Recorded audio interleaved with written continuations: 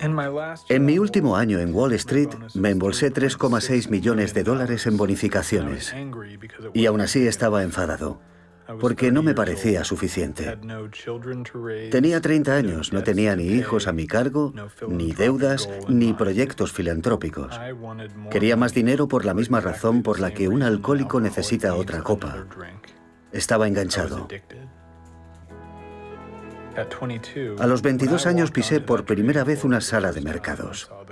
Con todas esas pantallas encendidas, daba la impresión de que los inversores estuvieran jugando a un videojuego dentro de una nave espacial. Y si ganabas, te convertías en lo que yo siempre había deseado, ser rico.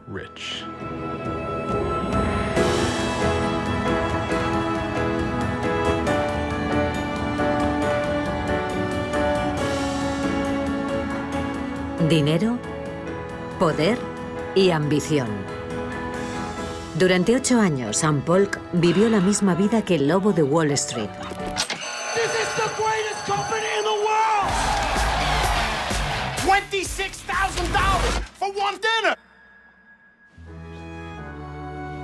Dinero, poder y adicción. ¿Es eso lo máximo a lo que podemos aspirar? Estábamos en 2008, en plena crisis, y todo el mundo estaba asustado. Toda mi atención se centraba en mí y en la gente que tenía más que yo. Y por primera vez tuve la sensación de estar en una cornisa, en lo alto de un edificio, mirando al resto del mundo a mis pies.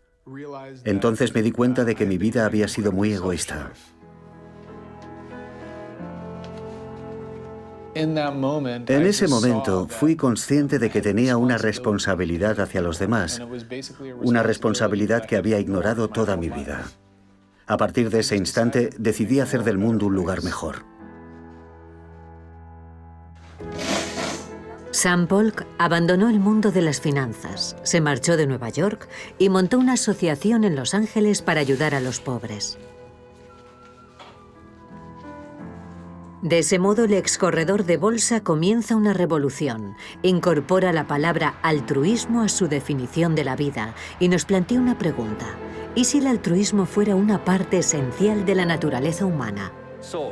Larga vida a la revolución altruista. ¡Viva la revolución de altruismo!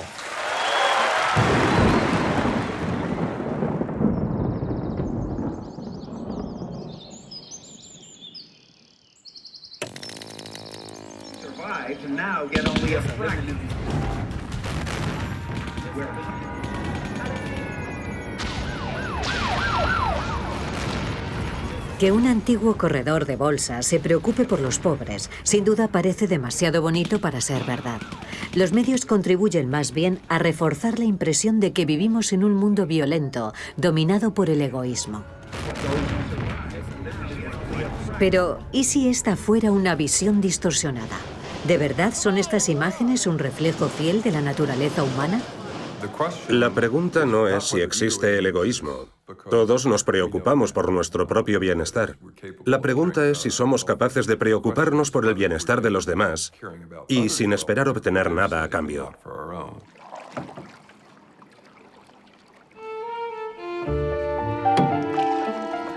Él fue el primero en poner en entredicho la teoría del egoísmo universal.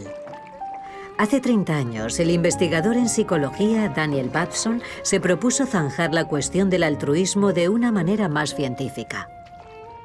Cuando empecé, daba por sentado que la respuesta sería que no, que el altruismo no existe de verdad. Daniel Batson llevó a cabo una serie de experimentos que cambiaron su manera de ver las cosas. En este, administran descargas eléctricas a una joven. Quienes participan en el experimento la ven en una pantalla. Lo que no saben es que se trata de una actriz que simula sentir dolor. Pero sorprendentemente, cuando les preguntan si prefieren irse u ocupar el lugar de la mujer, algunos se muestran dispuestos a reemplazarla. 3, 4, 3, 7... Para mi sorpresa, en la gran mayoría de los casos se impuso la empatía. Los sujetos dijeron, la verdad es que no quiero recibir descargas, pero tampoco quiero que las reciba ella. Prefiero ser yo. ¿Y bien? Es coherente con la idea de que lo que les movía era el altruismo. Para Daniel Babson, una posible explicación es el sentimiento de empatía. La empatía parece ser la condición sine qua non de cualquier acto altruista. Pero, ¿qué es la empatía? A veces ves a alguien y sin necesidad de mediar palabra, sabes lo que le sucede. Sabes si está preocupado o si está feliz. Y eso es porque en tu fuero interno estás conectando con esa persona. La empatía es esa capacidad innata que tenemos para sentir lo que sienten los otros. ¿Cómo funciona la empatía? Encontramos un esbozo de respuesta en la neurociencia. Tania Singha es una de las mejores especialistas del mundo en empatía. Una pregunta clave de la neurociencia social es ¿cómo hacen los otros cerebros para penetrar en el mío y cómo hago yo para entender a los otros y empatizar con ellos? Comprender los sentimientos del otro, su alegría, su miedo e incluso su dolor. ¿Se puede detectar esto en el cerebro? Tania Singha cree que sí. Mientras sus compañeros se mofaban de sus hipótesis y afirmaban que se iba a encontrar con un cerebro vacío, ella seleccionó a algunas parejas jóvenes y sometió a uno de ellos a una dolorosa descarga eléctrica en presencia del otro. ¿Qué pasará en el cerebro de la persona que ve sufrir a su pareja?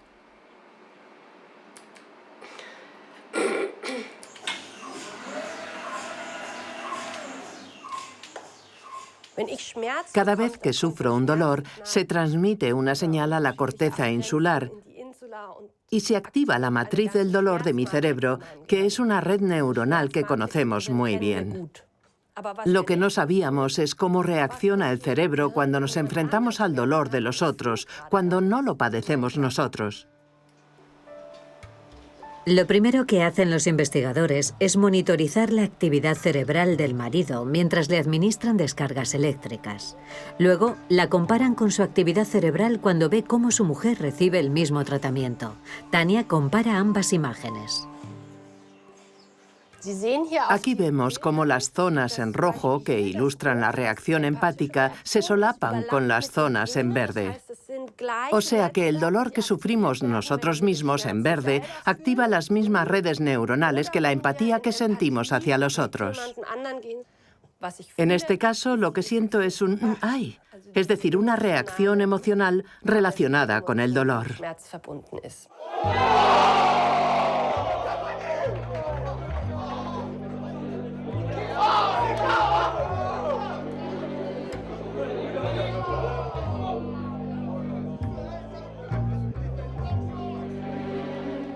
Así pues, la empatía parece estribar en la biología. Esto explicaría por qué los hinchas deportivos se apasionan con su equipo favorito, o por qué nos afecta tanto un drama que vemos en una pantalla. Para el cerebro, sufrir y ver sufrir es prácticamente lo mismo. El dolor de una persona se convierte así en el dolor de otra.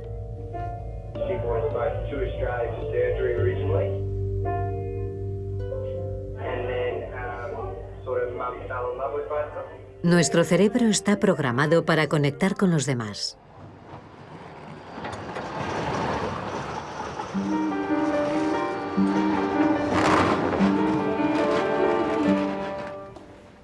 Identificar los sentimientos del otro es el primer paso para entender sus necesidades y de ese modo poder satisfacerlas. Pero si esta capacidad es biológica y universal, deberían darse muestras de altruismo desde una edad muy temprana. ¿Es así? En Alemania, en el Instituto Max Planck de Leipzig, un grupo de niños en edad de ir a la guardería participa en un original programa de investigación. Fíjate, ¿verdad que es bonito mi dibujo? ¿A qué es fantástico? Estoy súper orgullosa. Creo que ya he acabado de dibujar. Mira mi dibujo. Ahora estoy muy cansada. Me voy a dormir. Adiós. No me gusta este dibujo. Voy a romperlo. La idea de que los niños son seres egoístas, centrados en la búsqueda del placer, ha dominado durante mucho tiempo la psicología infantil. Michael Tomasello y Felix Warneken se han propuesto refutar más de una teoría y han realizado una amplia serie de experimentos con cientos de niños de todo tipo de procedencia. En estas imágenes se ve cómo cuelgo unas bayetas en una cuerda. Accidentalmente se me cae una pinza al suelo. A todo esto, hay un bebé observándome.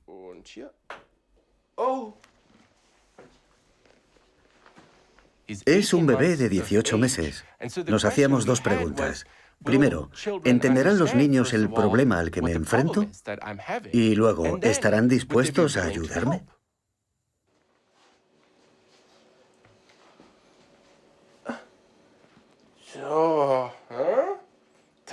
Kommt hier rüber. Oh.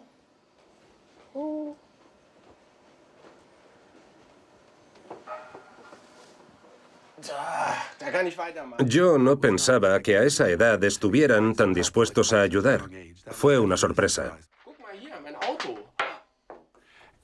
Lo hacen de manera automática, les da lo mismo que los estén observando o no. Es algo natural.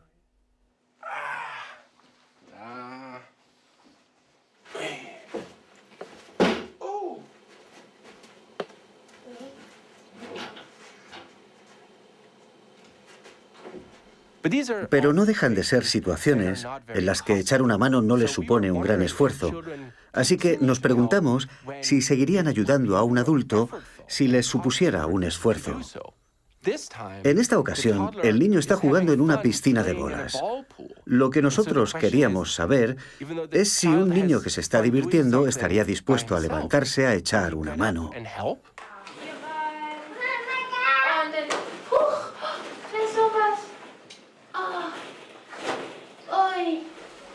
A pesar de que está ocupado jugando, se levanta para ayudar. Una prueba evidente de altruismo.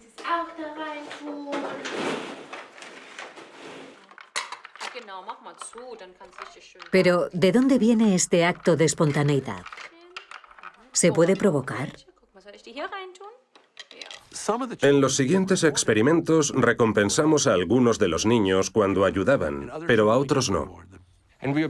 Observamos que los niños a los que no habíamos recompensado seguían mostrándose dispuestos a ayudar en la mayoría de los casos, mientras que a los que sí habíamos recompensado tendían a ser menos serviciales.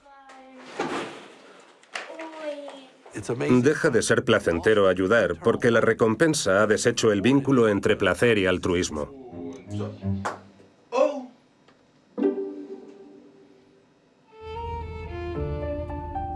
Así pues, la cooperación sería algo natural. Pero ¿cómo podemos demostrarlo? Los niños que participaron en este estudio tenían unos 15 meses y la educación que han recibido podría haber desempeñado un papel importante. Fijémonos en sujetos más jóvenes. Acudimos al laboratorio de bebés de la Universidad de Yale, en Estados Unidos. Los directores son Karen Wynn y Paul Bloom, pareja en la vida real y en el laboratorio. La originalidad de sus estudios ha revolucionado nuestra manera de ver a los más pequeños. Antes de saber si los bebés pueden ser altruistas o no, nos tenemos que plantear una pregunta muy básica. ¿Es capaz un bebé de distinguir entre el bien y el mal?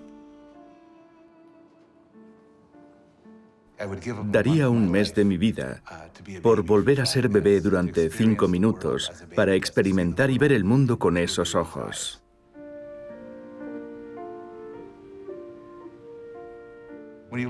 Al mirar a un bebé, nadie diría que es consciente de nada. Son tan pequeños y adorables.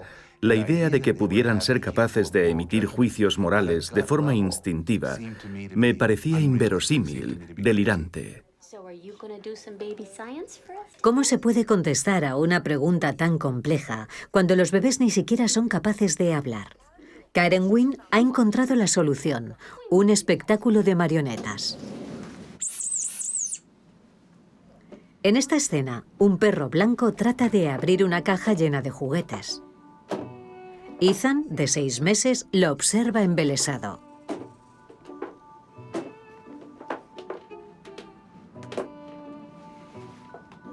El perro azul le echa una mano. Es el bueno de esta historia. En cambio, el perro amarillo no se está portando muy bien.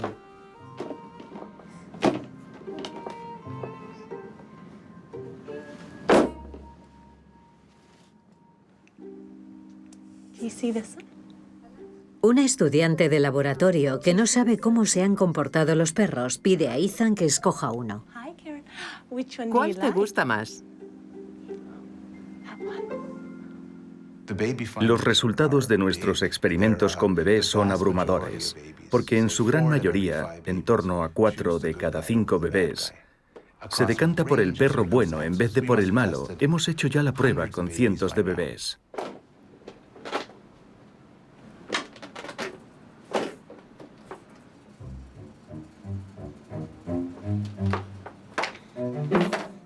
Cuando publicamos los resultados, muchas personas se quedaron impresionadas, pero también hubo mucha gente que se mostró escéptica. Yo creo que se debe a que solemos tomar a los bebés por tontos. Se cree que son como páginas en blanco. En psicología, la idea más extendida es que no saben gran cosa, al menos en el terreno moral. ¿Cuál te gusta? ¿Este? Aquel día en concreto, el perro bueno era el azul, pero otras veces era el amarillo. El color no importa, el resultado es siempre el mismo. Cógelo. Mostramos estas escenas a niños de 3 meses y descubrimos que visualmente se orientan hacia los personajes amables y apartan la vista de los negativos. Y eso me sorprendió mucho. Yo pensaba, habrá una edad en la que no emiten aún este tipo de juicios. Es decir, que la capacidad de juzgar a los demás surge en un momento dado de nuestro desarrollo, pero vimos que ya parece estar presente a los 3 meses.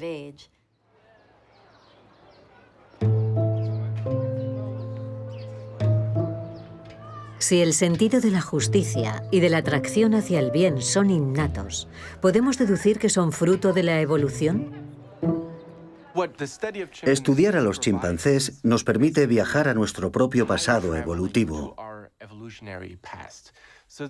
La idea subyacente es que si identificamos una misma conducta tanto en los chimpancés como en los humanos, es posible que nuestro ancestro común, que existió entre 5 y 7 millones de años atrás, ya poseyera esos rasgos.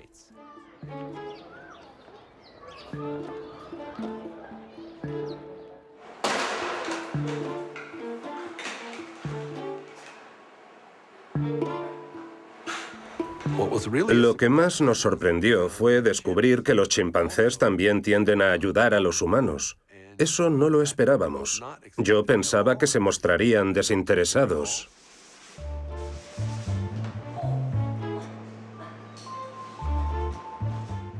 Los chimpancés recogían espontáneamente la esponja y se la devolvían al cuidador.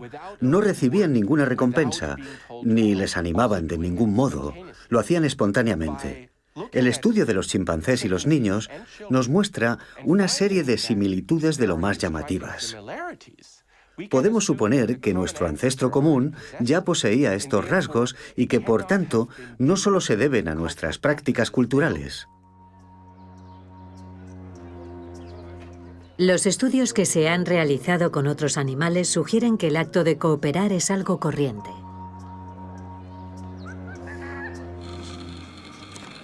En este experimento, filmado en la Universidad de Chicago, encierran a una rata en un tubo transparente.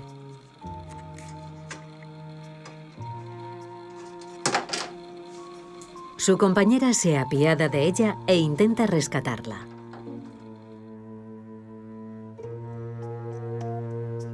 Todos estos estudios apuntan a que el comportamiento altruista se ha podido forjar en el transcurso de la evolución. Sin embargo, esta hipótesis choca de frente con los discípulos de Darwin, que sostienen que los dos motores de la evolución son la selección natural y la mutación. ¿Y si fuera una concepción demasiado simplista? En mi opinión, la historia de la evolución es algo más complejo que la mera competición, que la lucha por la supervivencia. Hay otro factor que es fundamental y es la cooperación.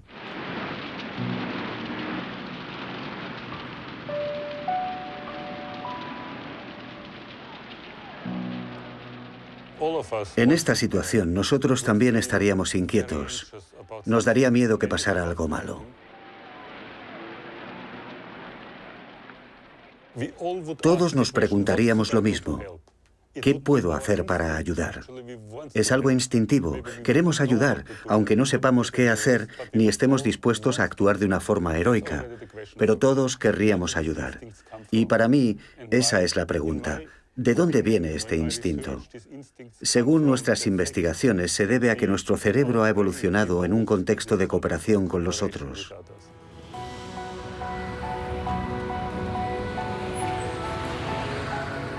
Pero si la cooperación es más eficaz que la competición, ¿por qué no elegimos por defecto siempre esa opción? ¿De dónde vienen todos los conflictos que siguen amenazando a nuestro planeta? Una pregunta que se plantea a menudo es, si los bebés nacen con un sentido moral de lo que está bien o está mal, ¿por qué algunos adultos se corrompen y se convierten en malas personas? Es una pregunta crucial. Para buscar respuesta, volvemos al laboratorio de bebés. Hola, ¿qué prefieres? El experimento empieza con una elección sencilla. Piden a un niño que escoja entre dos marcas de cereales. ¿Cheerios ¿Cuál te gusta más? o Crackers? Hacen la misma pregunta a dos marionetas y cada una se decanta por una opción diferente. Me gustan los Cheerios. ¿Cuál de las dos preferirá el niño? ¿La que escogió los mismos cereales o la otra? Dime cuál te gusta más. ¿Este de aquí? Vale. ¿Este? Hemos descubierto que los bebés prefieren a individuos que se les parecen, que comparten sus gustos. Y eso se comprobó en 8 de cada 10 niños. ¿Este? Vale. Es fascinante ver cómo los bebés dan mucha importancia a ciertas distinciones que cabría pensar que no la tienen. Claro que esto también vale para los adultos. Nuestro equipo de fútbol o el color de la camiseta que llevamos pueden llevarnos a dividir el mundo entre los que son como nosotros y los que son como los demás. Al dividir el mundo entre nosotros y ellos, ¿no estamos contribuyendo a excluir a los otros? La marioneta a la que le gustan más los otros cereales, es decir, la que no comparte los mismos gustos del niño, trata de abrir la caja. El perro azul la ayuda, pero el amarillo se lo impide. Y esta vez, el niño se decanta por el malo. Me sorprendió ver cómo preferían al que se portaba mal con el personaje que había manifestado un gusto distinto al suyo. En cierto sentido, la mayoría de los males del mundo se deben a nuestra tendencia a distinguir entre la gente que nos importa y la gente que no. Y ese deseo de dividir el mundo en dos, en nosotros y ellos, aparece muy temprano. Se manifiesta en los bebés a los que estudiamos. Y es algo que nos dura toda la vida y que solo se puede superar con el mayor de los esfuerzos.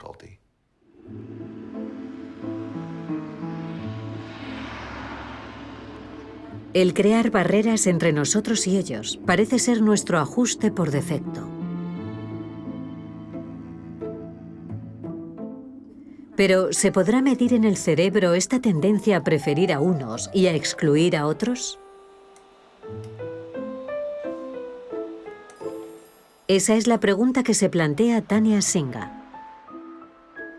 Esta investigadora ha demostrado, en el caso de una pareja, que el hecho de sufrir y el deber sufrir es prácticamente lo mismo para el cerebro. Pero, ¿qué ocurre con los extraños? ¿La empatía está presente en el mismo grado? Invitamos a varios aficionados al fútbol. Solo les dijimos que la persona que tenían a su izquierda, en el escáner, era un hincha de su mismo equipo. Y que la que estaba a su derecha era un hincha de un equipo rival. ¿Qué ocurriría en un estadio deportivo donde esa fractura entre nosotros y ellos es más acusada que en ninguna otra parte? ¿Será solidario el hincha del equipo azul con el del equipo rojo cuando éste reciba una descarga eléctrica? Según sus observaciones, la parte del cerebro que se activa no es la que está relacionada con el dolor, sino con la recompensa. El sentimiento de empatía ha desaparecido, dando paso a un pequeño goce sádico. Lo que descubrimos entonces es que en vez de solidarizarse con el dolor del miembro del otro equipo, lo celebraban.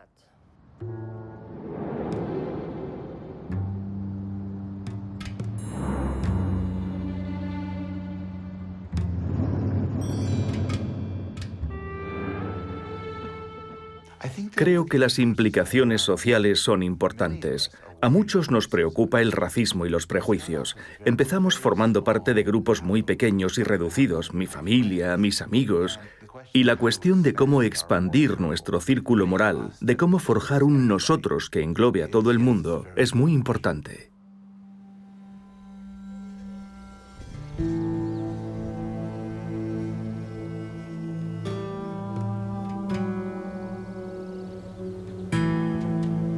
¿Cómo se puede expandir el círculo moral y de ese modo desarrollar el altruismo?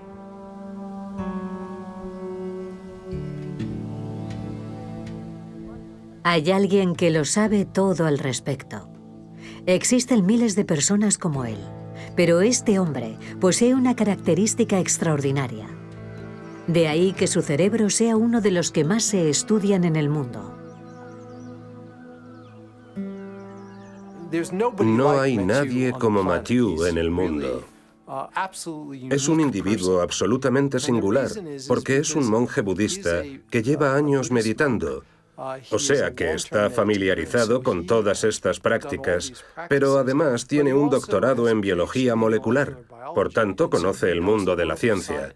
Y eso es lo más importante, valora el mundo de la ciencia y sabe lo importante que es la ciencia en el mundo moderno.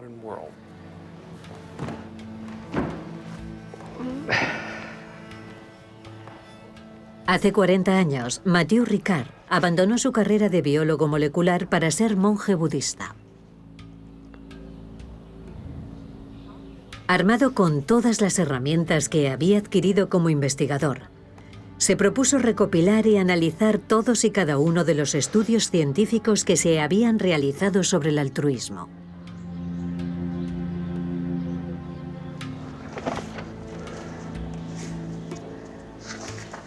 Ha recorrido el mundo entero dando charlas y proponiendo un plan de acción basado en la suma de sus investigaciones.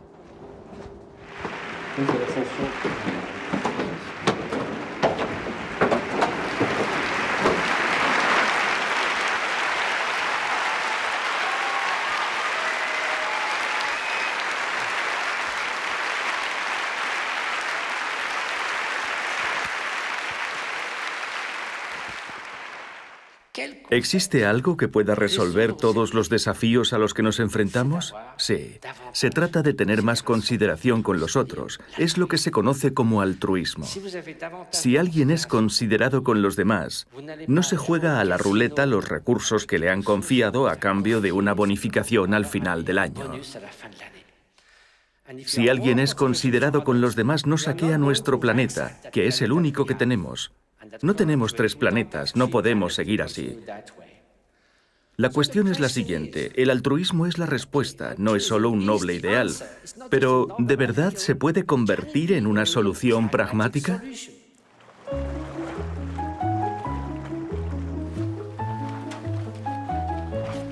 Richard Davidson, un aclamado neurocientífico, también desea tomar cartas en el asunto. En 2006 fue reconocido por la revista Time como una de las 100 personas más influyentes del mundo. Su encuentro con el Dalai Lama cambiaría el rumbo de la neurociencia.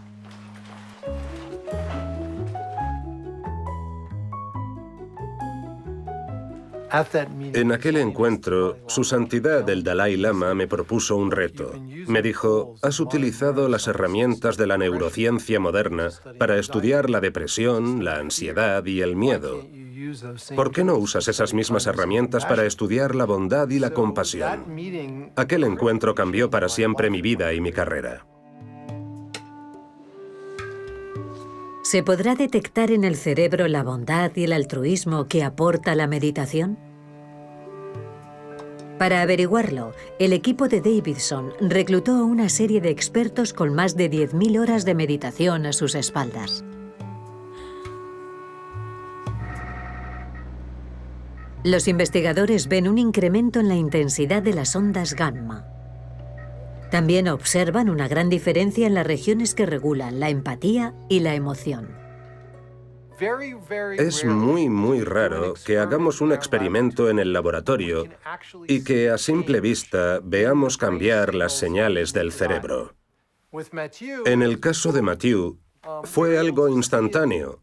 Las vimos enseguida en el monitor del ordenador, justo en el momento mismo de grabarlas. Y lo primero que pensamos fue que el equipo estaba estropeado. Es un hallazgo extraordinario. La actividad mental puede entrañar cambios en el cerebro, tanto estructurales como funcionales. Pero, ¿no es una habilidad reservada a los expertos en meditación? Listos para la primera prueba. Davidson y su equipo reclutan a personas que no han meditado nunca y las entrenan para meditar.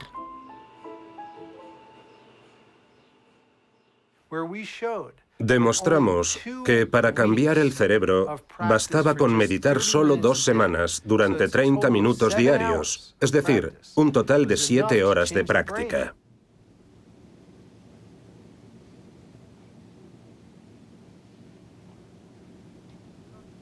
Al contrario de lo que dice una doctrina que ha prevalecido durante años, el cerebro es un órgano plástico que produce miles de neuronas al día en función de nuestras experiencias vitales. Si una actividad puramente mental puede inducir ese tipo de cambios en el cerebro, está claro que cambiar nuestra mente es cambiar el mundo. De hecho, se ha convertido en una especie de eslogan en nuestro Centro de Investigación de Salud Mental. Y partiendo de ahí, todo puede ser posible.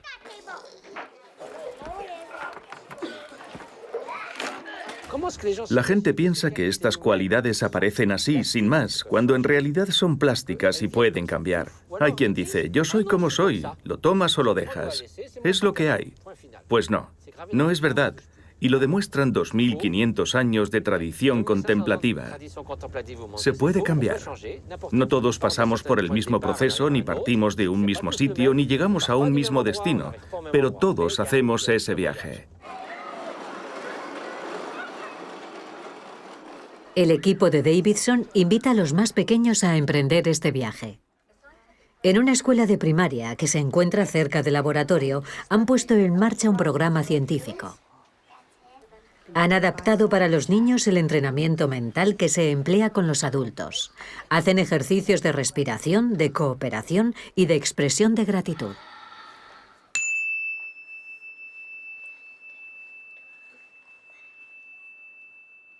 Doy las gracias a mi madre porque se alegra de tenerme.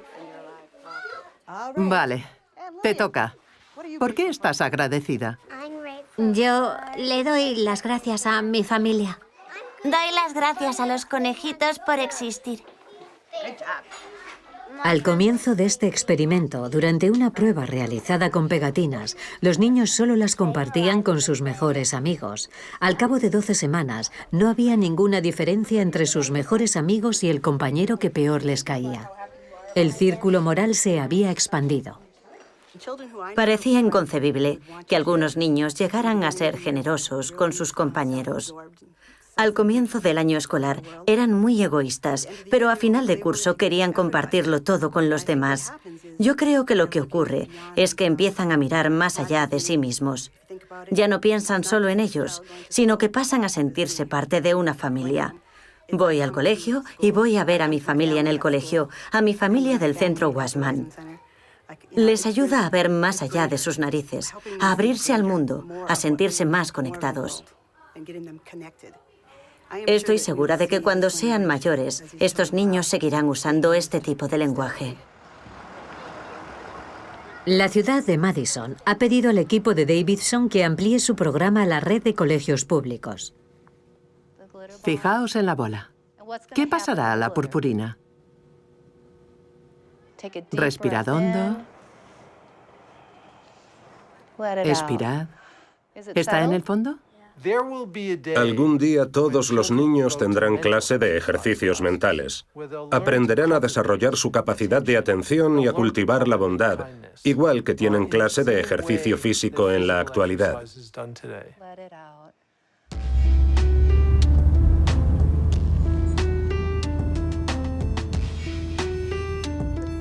¿Se podría extender a otros ámbitos este tipo de programa?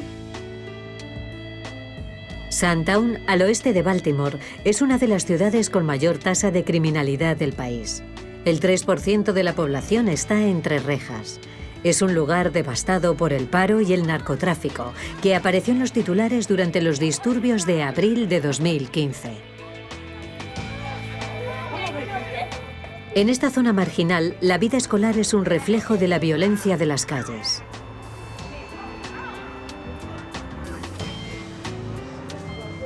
Sin embargo, hay 3 hombres que han decidido vivir aquí. Los hermanos Ali y Athman se criaron en este lugar, se fueron a estudiar a la universidad y después volvieron junto con su amigo Andy.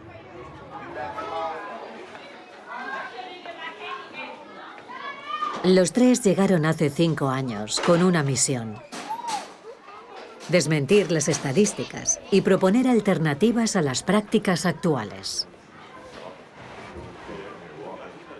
Al año siguiente de estar aquí, tuve la ocasión de conocer a Andy, Athman y Ali.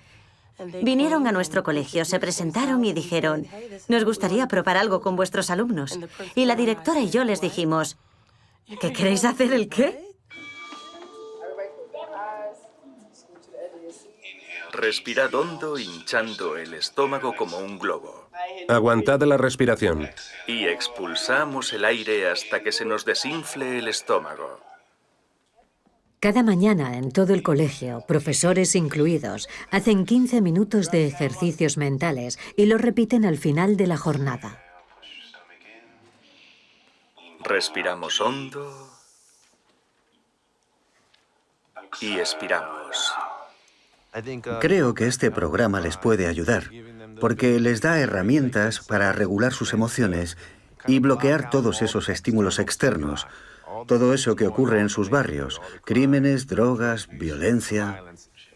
En vez de convivir con esa realidad, aprenden a refugiarse en su propia mente y a encontrar una especie de remanso de paz en su interior.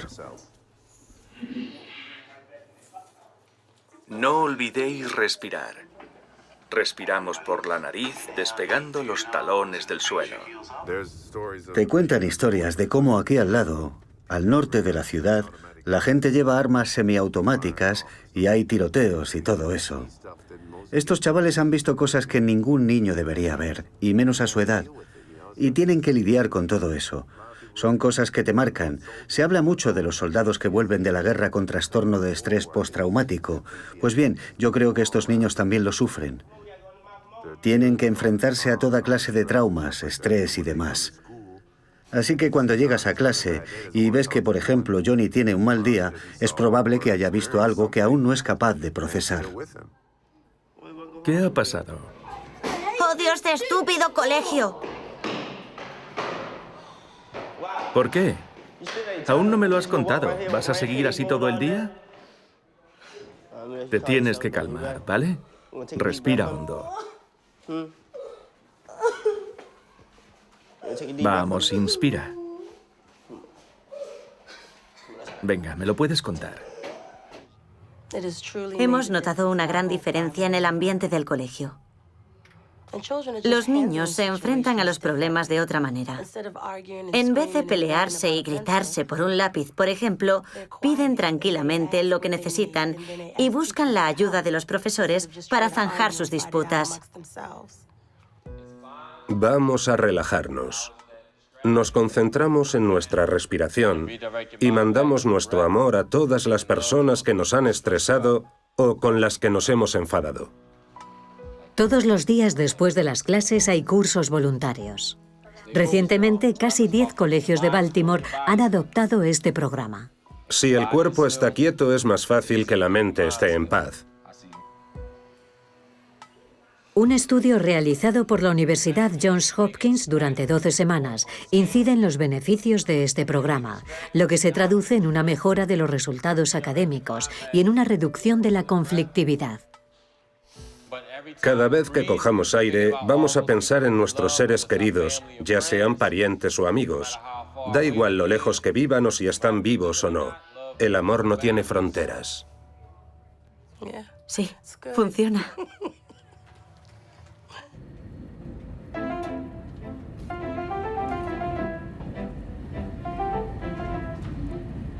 Romper barreras, llegar a un público más amplio y traducir los avances de la ciencia en términos cotidianos. Ese es el anhelo secreto de cualquier investigador. Tania Singa ha realizado el mayor estudio que jamás se ha llevado a cabo. Durante 9 meses, 200 voluntarios siguen un programa de entrenamiento mental en Berlín y Leipzig. Los participantes proceden de todos los ámbitos sociales y solo tienen una cosa en común: nunca han meditado. Queremos averiguar si mediante el entrenamiento mental diario somos capaces de cambiar no solo nuestra conducta, sino también nuestros sentimientos. Dicho de otro modo, si es posible reducir el estrés, mejorar las competencias sociales, como por ejemplo la compasión, y por tanto fomentar la cooperación.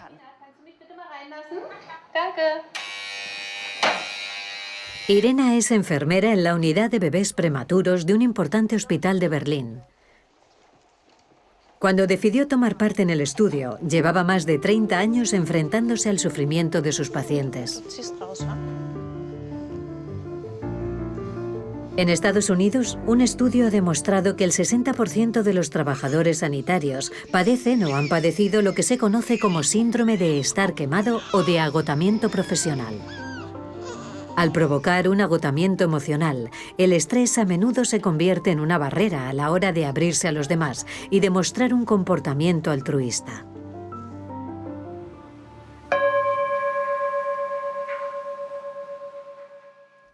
Y ahora, por favor, os vais a girar para poder mirar a vuestros compañeros. Tras formarse en distintas disciplinas de meditación, cada participante se compromete a practicar 30 minutos al día. También tendrán que ir al laboratorio todas las semanas para someterse a una serie de pruebas.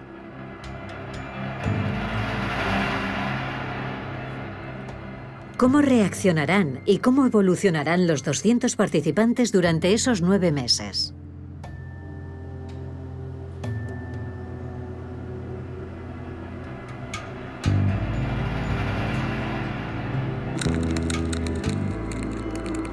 Con este programa de entrenamiento mental que ofrece diferentes tipos de meditación, serán capaces de reducir sus niveles de estrés, plantar cara a sus miedos y abrirse a los demás.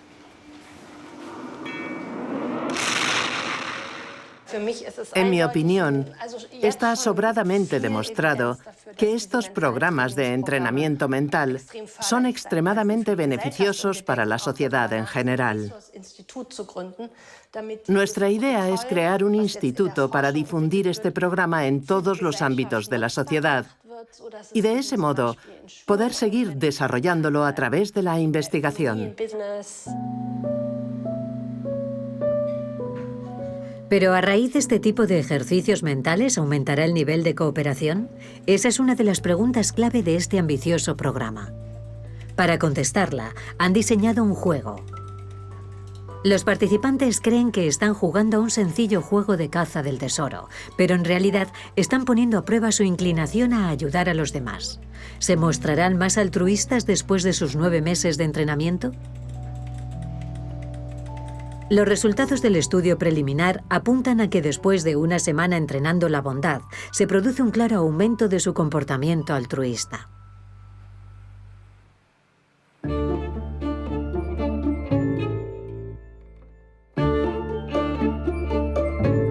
Enfrentándonos a nuestros miedos y abriéndonos a los demás, ¿podríamos propiciar en nosotros mismos una revolución altruista? Está demostrado que un gesto de ayuda espontáneo puede ser tan contagioso como un virus.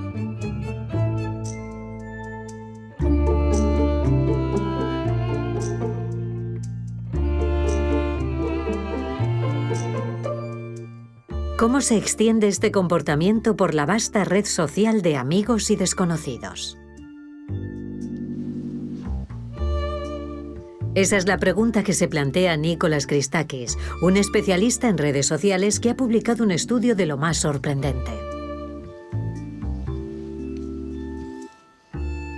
Para este experimento convocamos a estudiantes universitarios al laboratorio, les dimos algo de dinero y los repartimos al azar en grupos de 4 desconocidos. En un momento dado, sonaba una campana y formábamos otros grupos. Volvía a sonar y se formaban otros grupos, y así durante 6 rondas. En última instancia, lo que pudimos demostrar es que se produce una especie de propagación de la amabilidad, de forma que si la primera persona es amable con la segunda tenderá a ser amable con la tercera, y esta con la cuarta, y la cuarta será amable con la quinta. Así demostramos que el comportamiento de la cuarta persona con la quinta dependía de cómo se había portado la primera con la segunda, aunque estas 2 personas no hubieran visto en ningún momento a las otras 2. Es una especie de cascada de amabilidad dentro de un sistema. La forma en que trato a mis amigos depende de cómo esas personas traten a los suyos, aunque ni yo ni mis amigos hayamos interactuado con ellos. Es como una especie de contagio social comparable a un contagio biológico. Cuando haces una buena acción, no solo ayudas a tal o a cual persona, también te ayudas a ti mismo porque te hace sentir mejor. Y además eso tiene un efecto en quienes lo presencian, que a su vez tenderán a ayudar a los demás. Así que se crea una reacción de bondad en cadena.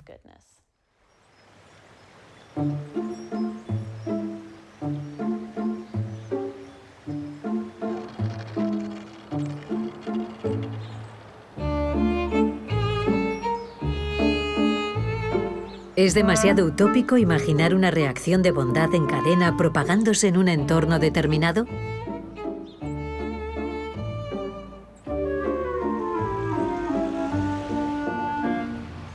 ¿En qué medida puede ser compatible el altruismo con nuestro actual sistema económico? En esta cumbre del Foro Económico Mundial de Davos se reúnen los peces gordos de las finanzas para diseñar el mundo del mañana y firmar acuerdos en el mayor de los secretismos. Matthew Ricard ha sido invitado oficialmente, al igual que Richard Davidson y Tanya Sinha. Las chanzas sobre aquellos primeros estudios de los cerebros de los monjes budistas son ya un lejano recuerdo. Si se concentran en su propia mente y miran en su interior, ¿qué es lo que ven? Que es posible conseguir un estado mental sereno, más estable y más lúcido. El monje y los investigadores no tienen aún acceso a los anfiteatros más grandes, pero llenan los pequeños salones de actos que les reservan. Se han propuesto aprovechar esta singular cumbre de líderes económicos para compartir sus últimos hallazgos científicos. Hoy en Davos, tan pronto se escuchan discursos sobre cómo preservar el crecimiento económico, como elogios de la compasión. Y no parece sorprenderle a nadie. Es mejor hacer meditaciones más cortas, pero más regulares y repetidas. Yo creo que una charla de 4 minutos sobre altruismo o sobre desigualdad puede marcar una gran diferencia. Hola, era Joseph Stiglitz. La sociedad no cambia así de un día para otro, como pasa con los tipos de interés de los bancos. Pero el simple hecho de que nuestra iniciativa deje de ser una excentricidad y ya no digan, anda, hay unos dando una charla sobre meditación, y que se vuelva casi normal porque se hace todas las mañanas, para mí es muy simbólico. En vez de decir, qué cosa más ridícula, la gente empieza a plantearse que igual vale la pena, y eso es positivo. Así que, si nos centramos en exceso en nosotros mismos, perdemos todos. Al final todo el mundo es infeliz. Mientras que si abrimos nuestra mente, si somos benevolentes con más gente, ganamos todos. Podemos ser más felices si entrenamos nuestra mente. No hay que pensar que el bienestar nos llega de fuera, al margen de nuestra voluntad, sino que es algo que se puede aprender. Y creo que merece la pena difundir por todos los medios posibles esta sencilla verdad. En lo más profundo de mi ser soy científico. Me apasiona la ciencia, me encanta la ciencia, pero ella sola no basta. No vamos a cambiar el mundo solo a base de experimentos. Creo que además necesitamos otras estrategias. La ciencia es necesaria, pero no es suficiente. La atención plena o mindfulness no solo nos hace más ambiciosos, más rápidos o más eficientes. Pensar eso significa que no se ha entendido su verdadera dimensión, que es mucho más amplia. En mi opinión, la búsqueda egoísta de la felicidad está abocada al fracaso. Todo el día a cuestas con el yo, yo y yo.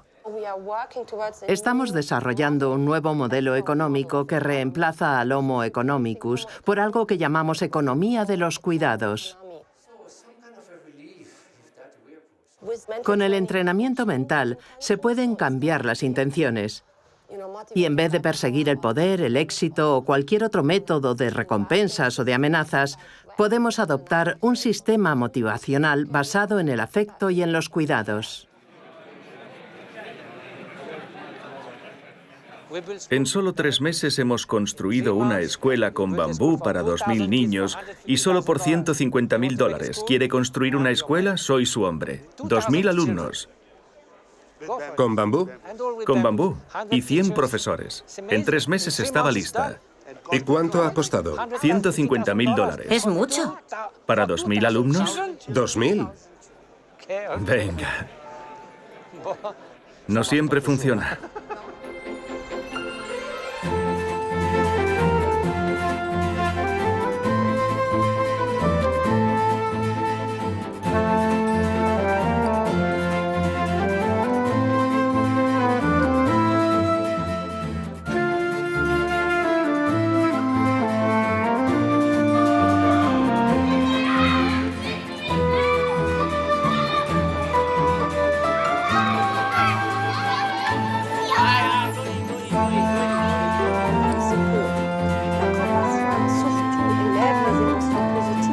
Rien, on se sent négatif.